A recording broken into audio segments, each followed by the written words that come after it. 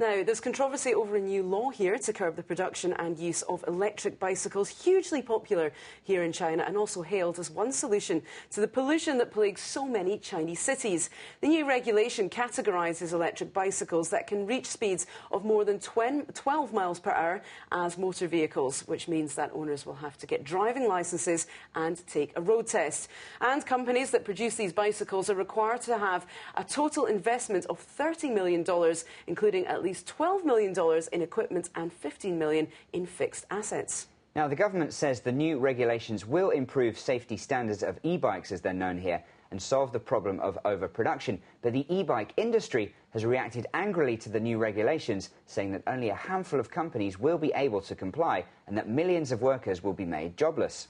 E-bike riders are also angry. The electric bicycle is popular in China because it's faster than regular bikes and cheaper than oil-consuming motorbikes and cars. And until this new regulation came into being, you didn't require any licence to ride one.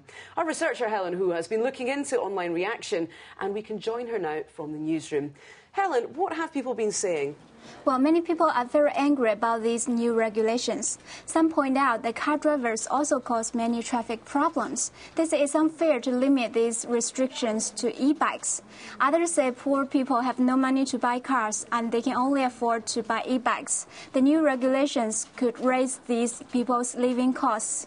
Some say that officials don't ride e-bikes, so say they have no right to draw up laws for people who do. Others even suggest the authorities are doing this simply to increase profits for motor companies and the few e-bike manufacturers unaffected by these regulations. And Helen, are these new regulations getting any support? Yes, a lot of people say the new regulations are a good thing because it will make the roads safer. They say that because e-bike riders currently don't have to have a license, they pay little attention to traffic rules.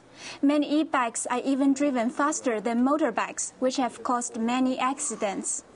Others say that when the old e-bike batteries are discarded, it causes environmental pollution, so they say it's good to limit the numbers of e-bikes. Others say some of the newspaper reports are misleading. They say the regulations don't mean that lots of manufacturers have to close. If they innovate, they can survive. Thanks, Helen. Well, Mark, it's understandable the level of anger we're seeing on these blogs because these electric bikes are absolutely everywhere, aren't they? That's right, and just a few years ago it was mostly push-powered bikes. Now the battery has taken over. Anyway, do stay with us. We'll be right back after this.